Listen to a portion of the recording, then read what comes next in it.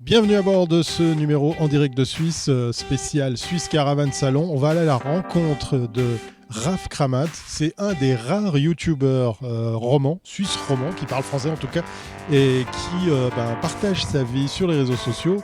Il fait de la van life depuis 9 ans et j'ai eu la chance de l'interviewer pour qu'il nous raconte justement qu'est-ce qui l'a amené à monter sa chaîne YouTube, à se mettre à diffuser, à produire du contenu sur les réseaux sociaux. On va aller dans le village van life pour le faire parler.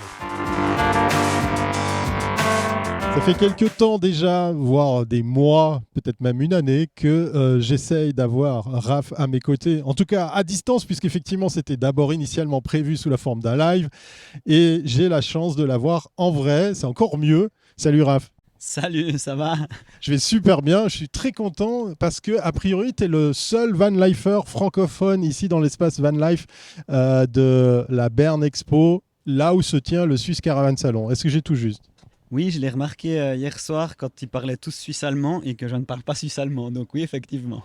Le Jura, c'est pourtant pas très très loin de la Suisse allemande. Oui, mais je parle jurassien et ça me suffit déjà pas mal. Alors pour ceux qui ne le connaissent pas, tu as de l'Insta, tu as une chaîne YouTube. L'élément de départ qui t'a amené à créer du contenu, c'était quoi? L'idée, la toute première fois où tu t'es dit tiens, ça je vais le faire et je vais le publier. Bah, c'est à la base, ça fait 9 ans que je vis en véhicule et avant je faisais des jobs saisonniers et puis quand on est parti avec mon ex-copine, il fallait bien que je trouve un job le long de la route pour financer le voyage. Alors j'ai pas besoin de beaucoup d'argent, mais c'est comme ça que je suis parti sur les réseaux sociaux. Mais avant, quand je faisais mes aventures, je faisais déjà des conférences sur les exploits, donc aventures que je faisais, et je parlais un petit peu de mon mode de vie dedans. Et en fait, j'ai remarqué que les gens s'intéressaient plus à mon mode de vie qu'à mes aventures, parce que je pense que c'est plus accessible pour eux, puis c'est ce qu'on recherche, je pense, de nos jours. Et c'est comme ça que j'ai commencé d'échanger sur les réseaux sociaux, parce qu'à la base, j'avais même pas Internet, je crois, au début, quand j'ai commencé. J'étais vraiment le type qui était toujours dans la forêt. Et quand je sortais un peu de ma forêt, que j'expliquais un peu comment je vivais, j'ai vu que ça intéressait des gens. Et après, je me suis intéressé un petit peu aux réseaux sociaux. Et quand je me suis mis, actuellement, j'ai Instagram et YouTube, mais je vis principalement de YouTube. J'ai commencé avec un téléphone et filmé, et je me suis pris au jeu. Ça m'a beaucoup plu. Puis c'est comme ça que j'en suis arrivé à vivre maintenant de ma chaîne YouTube. Et tu intéresses même les sponsors. On va pas citer les marques parce que nous on les reçoit pas. Hein, cet argent. Et tant mieux pour toi. Tu es approché par des marques parce qu'effectivement maintenant ce que tu fais a une visibilité. Pour revenir sur la genèse de tout ça, c'est-à-dire ton idée de partager du contenu. Les premières choses que tu as partagées, c'était quoi? C'était de montrer comment ça se passe pour toi?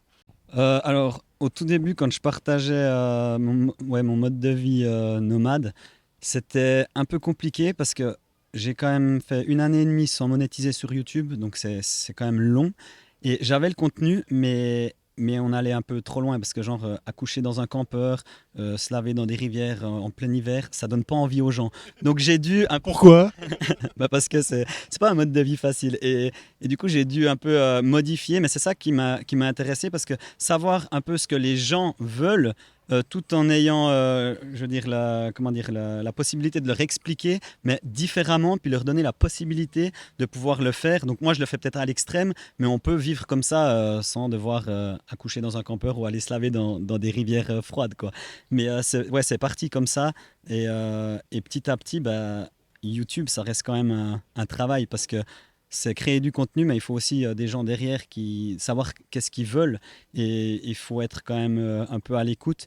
Puis c'est ce qui me permet à moi de pouvoir être, on va dire, seul parce que ça me permet de voyager, d'être à l'extérieur un peu de tout le système, tout en pouvant partager aux personnes parce qu'avec Internet, on partage dans le monde entier. Puis ça, c'est un gros atout.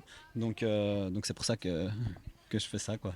T'es très modeste parce qu'en fait, pour la petite histoire, si vous n'êtes pas encore abonné à sa chaîne YouTube, tu tournes et tu montes tout sur du smartphone. C'est un truc de malade déjà, de savoir que quand vous allez voir ces vidéos, il y a une multitude de plans, tu soignes vraiment la chose. On voit que tu t'es même amélioré, que tu as trouvé des techniques en plus.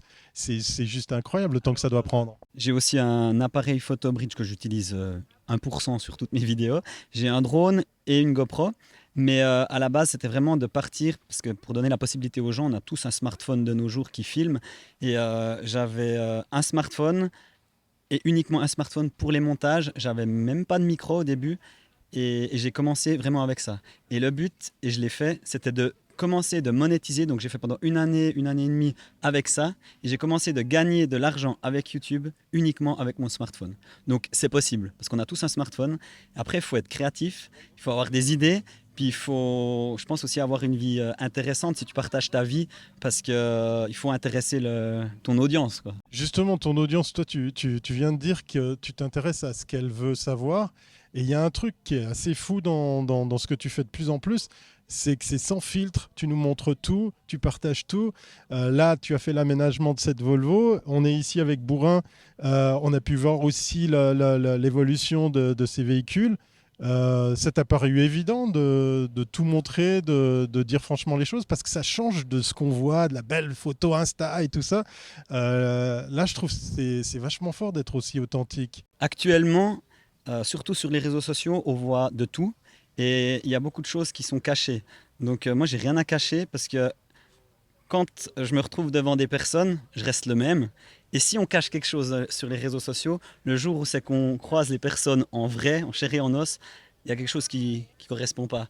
Donc j'ai préféré dès le départ rester qui je suis et juste montrer qui j'étais, autant pour m'en parler, que certaines fois est un peu pas déplacé, mais je veux dire, j'ai un franc-parler, puis voilà.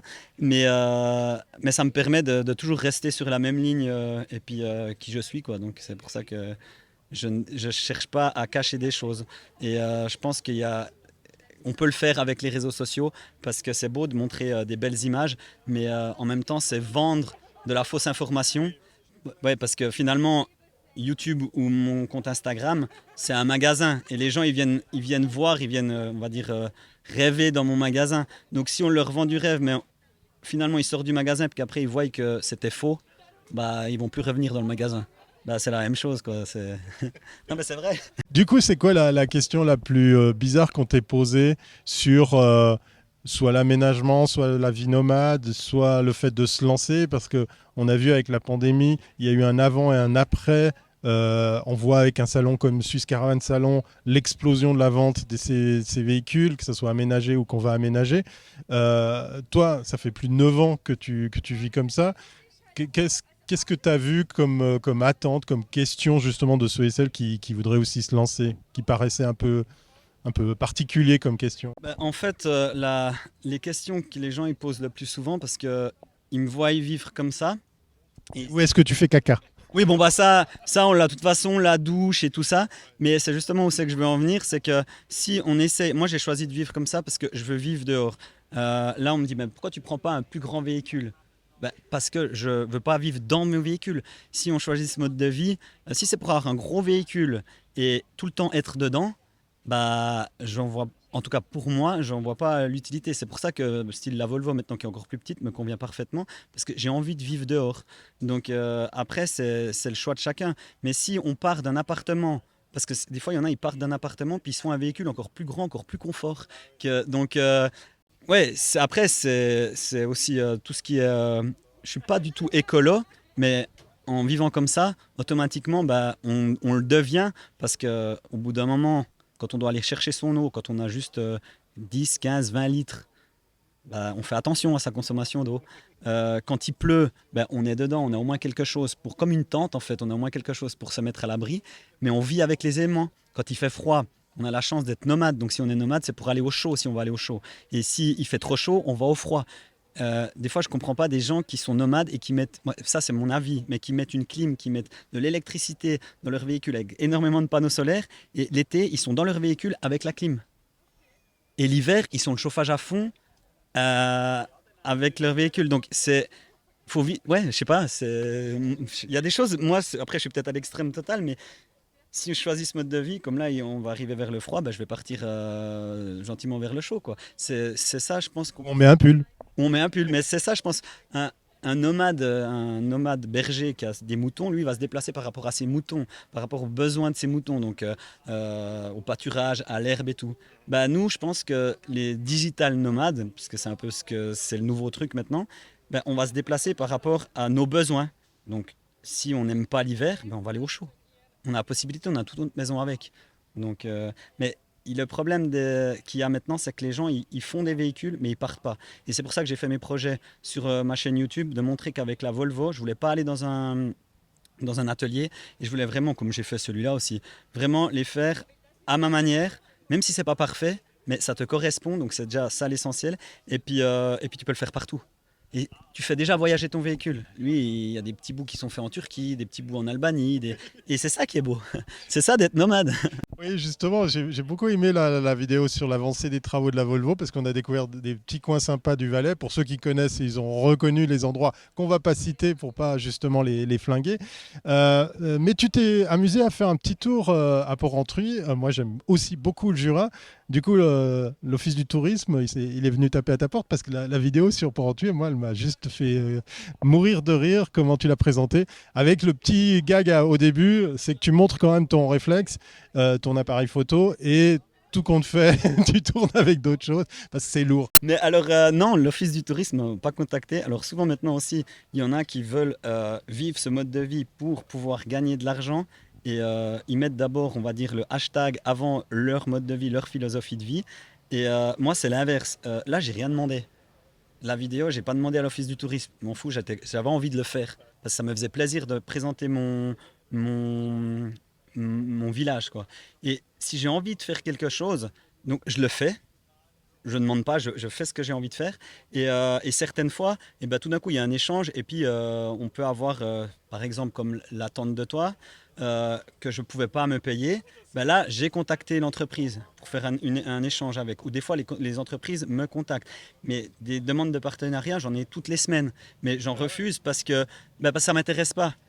Ce qui est un peu dommage parce que ça devient maintenant un business énorme. Alors, il y en a, ils prônent le mode de vie minimaliste. Et moi, c'est pas ce que je prône, hein, du tout. Moi, je prône la liberté, mais pas le mode de vie minimaliste. Mais chaque mois, il y a des vélos électriques, des nouvelles batteries, des nouveaux trucs. Alors moi aussi, j'en suis la preuve. On nous pousse à consommer parce que c'est forcément la vente. Mais si nous, qui faisons de la pub sur nos réseaux sociaux, si on peut montrer aussi que oui, j'ai besoin de cette batterie ou de ce vélo ou de ci, ben après, c'est comme on en revient. Si on prend un produit et que les gens ils voient qu'on ne l'utilise pas durant toutes les vidéos, il y a quelque chose qui joue pas. Et là, on en revient à justement à rester soi-même et de prendre que ce qu'on a besoin. Donc non, pour Porrentruy, j'ai rien demandé. Et moi, ça me faisait plaisir. Et c'est ça que j'aime parce que je me laisse la possibilité de refuser ou d'accepter ou de faire si j'ai envie de faire ou pas. Et puis, tu es super humble par rapport à ça parce qu'il y a un autre YouTuber que je connais depuis ses débuts qui a été le tout premier à travailler avec les marques. Et maintenant, c'est quelque chose de super courant. C'est notre ami JD, salut Julien, qui maintenant, effectivement, aussi est approché par les marques. Mais on a l'impression qu'en Suisse, les YouTubers sont très peu visibles ou très peu approchés spontanément par les marques. Donc, chapeau pour cet exercice d'avoir été visible, de maintenant intéresser effectivement les marques. On peut dire merci à Porrentruy pour la vidéo que tu leur as faite parce que moi, je la trouve vraiment très, très bien. Quel conseil, toi, tu donnes justement par rapport à cette approche commerciale qui peut arriver très facilement puisqu'on parle de micro ou macro ambassadeurs. On démarre un truc sur Insta et tout d'un coup, on peut intéresser une marque, une entreprise. La première fois que c'était arrivé, et maintenant avec le recul, tu t'es dit, ah, si j'avais su, j'aurais peut-être fait ça autrement et tout. Quel premier conseil auquel tu penses pour bien aborder ça? Parce que j'imagine que tu pourrais mettre une remorque derrière Bourrin pour prendre tous les produits que tu pourrais recevoir. Bah, c'est simple. Quand on fait quelque chose par passion, que ce soit, moi, c'est ma passion, c'est de vivre libre dans mon véhicule. Mais du moment où c'est que tu fais quelque chose par passion, que ce soit couper du bois ou quoi que ce soit, tu le partages par passion. Donc les gens, ils vont te suivre, ils vont t'approcher, non pas pour ce que tu fais, mais pour ce que tu es. Et ça, c'est si tu pars sur un truc réseaux sociaux ou quoi que ce soit, si tu veux qu'on t'approche, bah, fais ce que tu as envie de faire. Et si tu fais ce que tu as envie de faire, eh ben, déjà de un, pour toi dans ta vie, tu vas te faire plaisir et tu vas retransmettre ce plaisir. Donc, c'est comme ça que j'ai pas cherché à gagner ma vie avec les réseaux sociaux. C'est venu tout seul. Parce qu'avant, je faisais des travail saisonnier et tout. Et, et c'est venu petit à petit en voyant que les gens s'intéressaient à ce mode de vie. que je me suis offert cette possibilité de pouvoir continuer là-dedans. Bravo en tout cas, si jamais. Allez, faites une recherche sur YouTube pour taper Raph Kramat sur YouTube, parce que vous verrez d'autres vidéos. Il y en a une qui m'a fait super plaisir, cette aventure que tu as partagée. Je ne sais plus si c'est en Mongolie voilà, cet immense voyage. C'est une autre facette de toi qui m'a vachement plu, parce qu'effectivement, sacrée aventure. En quelques mots, peut-être nous rappeler en quoi consistait le voyage, le projet. Alors, le projet, c'était un enfant qui est en situation de handicap, IMC, et il avait envie de devenir aventurier. Et moi, j'avais envie de faire. Donc, j'ai mon mode de vie et j'ai mes aventures à côté. Et moi, j'ai toujours voulu envie d'aller en Mongolie, mais j'avais envie de me mettre un challenge. Et du coup, je me suis dit, bah, lui, il peut pas marcher, donc je vais lui offrir de devenir un aventurier. Et moi, bah, je vais le pousser sur 1000 km sans moyen motorisé. Et c'est comme ça que c'est parti. Après, j'ai fait d'autres aventures avant. Et en fait, toutes mes aventures, c'est un peu les trucs extrêmes. Et mon mode de vie, c'est l'entraînement. Parce que je m'entraîne pas, comme je dis, je suis dans la nature, c'est mon élément. Alors quand c'est ma salle de sport, et après bah, je fais mes championnats. Avant-dernière question, quels sont les projets pour la suite? Parce que là, effectivement, il y a l'hiver qui arrive. Tu as sorti effectivement un autre véhicule pour le Swiss Caravan Salon. Est-ce que tu as déjà 2-3 petites choses que tu peux partager avec nous sur la suite, ou bien il faudra suivre sur les réseaux? C'est simple, il faudra suivre sur les réseaux, parce que le but des projets, bah, c'est qu'il n'y ait pas de but. Comme ça. Ça colle bien au personnage. Ouais. Mais c'est vrai en fait, parce qu'on me demande souvent tu vas où, puis quand on donne une destination, puis qu'on ne la suit pas, et bah, les gens ils comprennent pas. Comme un exemple, au tout début que je vivais en véhicule, d'ailleurs c'est bien pour ça que je vis en véhicule, puis que je vis ce mode de vie, c'est pour vivre au jour le jour et l'instant présent. Je m'étais fait arrêter par la police, et déjà ils ne comprenaient pas, donc c'était en Suisse, pourquoi je vivais dans mon véhicule. En plus je leur disais que je travaillais, mais pourquoi vous travaillez ou vivez dans le véhicule? C'est un choix de vie. Puis ils me disent, mais vous allez où? Et je dis, je vais dormir. Puis ils me disent, mais où? J'ai dit, mais je sais pas, je ne vais pas vous dire je vais là-bas, parce qu'au dernier moment je vais tourner. Si vous me suivez, vous allez me dire, mais vous êtes allé là-bas et il y a quelque chose à cacher. Donc j'ai dit, si vous voulez savoir où je vais dormir, vous me suivez. Puis du moment où c'est que je suis posé, bah, vous savez où c'est que je dors. Mais c'est la même chose pour mes abonnés qui le savent, ceux qui me suivent depuis un moment. Vous me suivez et vous verrez bien ce qui se passe. Il n'y a pas de programme. Excellent, vous l'aurez compris, le programme c'est sur les réseaux. La toute dernière question, je suis obligé de te la poser. Elle est un peu taquine. Ça t'emmerde pas d'avoir dans ton générique un passage où tu trébuches? Ça me fait chaque fois mourir de rire au début. Alors, j'aime bien parce que t'es pas le seul à me dire ça. Et j'aimais bien ce générique parce que ça fait genre, il sort de son véhicule, le type genre un peu blasé de la vie, qui est là en plus avec les paroles qu'il y a derrière. Et après genre, ça remonte et on va continuer. Et c'est pas une petite branche qui va me faire trébucher, je vais continuer d'avancer. Non mais c'est ça un peu. C'est comme un autre générique d'avant, c'est qu'il y a quelqu'un qui m'avait fait la remarque. Mais j'aime bien ces petites remarques parce que ça se voit que les gens ils cherchent les petites. Sois attentif. Voilà. Et je tombais d'un skate. Et on me voyait tomber, et après ça faisait noir, et ensuite on entendait ah. Puis une fois je l'avais pas mis ce ah, et puis quelqu'un m'avait mis un message ah dommage, on n'entend pas le petit cri derrière. Donc c'est cool parce que moi je me donne la peine aussi dans mes vidéos à faire des choses des fois que les trois quarts ne voient pas, et certaines personnes voient ces choses et je me dis ça vaut la peine. Comme quoi, voilà, vous aurez une bonne raison en plus de vous abonner à sa chaîne. Merci beaucoup Raph d'avoir enfin pu concrétiser cette rencontre, et puis je te souhaite un excellent salon et puis de belles rencontres. Merci à toi d'être passé, et puis bon salon aussi si tu vas visiter le coin. Tschüss.